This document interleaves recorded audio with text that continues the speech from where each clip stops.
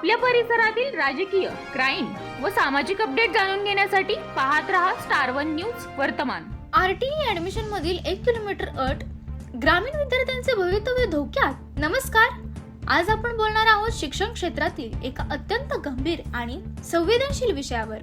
राज्यभरात शिक्षणाचा हक्क अधिनियम म्हणजेच आरटीई अंतर्गत प्रवेश प्रक्रियेत महाराष्ट्र राज्य शिक्षण विभाग यांनी घेतलेल्या 1 किलोमीटर अंतराच्या अटीच्या निर्णयामुळे ग्रामीण भागातील हजारो विद्यार्थ्यांचे भवितव्य अडचणीत सापडण्याची शक्यता निर्माण झाली आहे। आरटीई कायदा नेमका कशासाठी? समाजातील आर्थिकदृष्ट्या दुर्बल वंचित घटकातील मुलांना खासगी इंग्रजी माध्यमांच्या शाळांमध्ये मोफत व दर्जेदार शिक्षण मिळावे, हा आरटीई मुख्य उद्देश आहे। मात्र शिक्षण विभागाने घातलेली विद्यार्थ्यांच्या घरापासून शाळा केवळ 1 किलोमीटरच्या आत असावी, ही अट ग्रामीण भागासाठी अत्यंत अन्यायकारक ठरत असल्याचे चित्र आहे। ग्रामीण वास्तव काय सांगते?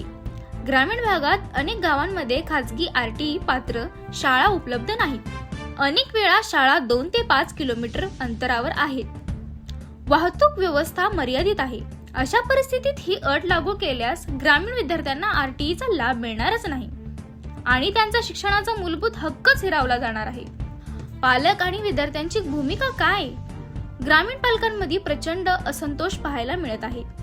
ही अट तात्काळ रद्द करण्यात यावी, ग्रामीण भागासाठी वेगळी सवलत द्यावी, अशी जोरदार मागणी पालक समाजातील कार्यकर्ते आणि शिक्षणप्रेमी करत आहेत। शासनाचा निर्णय आणि प्रश्नचिन्ह, हा निर्णय महाराष्ट्र शासन मागे घेणार की नाही? ग्रामीण भागातील विद्यार्थ्यांसाठी पर्यायी व्यवस्था करणार का? की आरटीई शिक्षणाचा अधिकार फक्त शहरी भागापुरताच मर्यादित राहणार?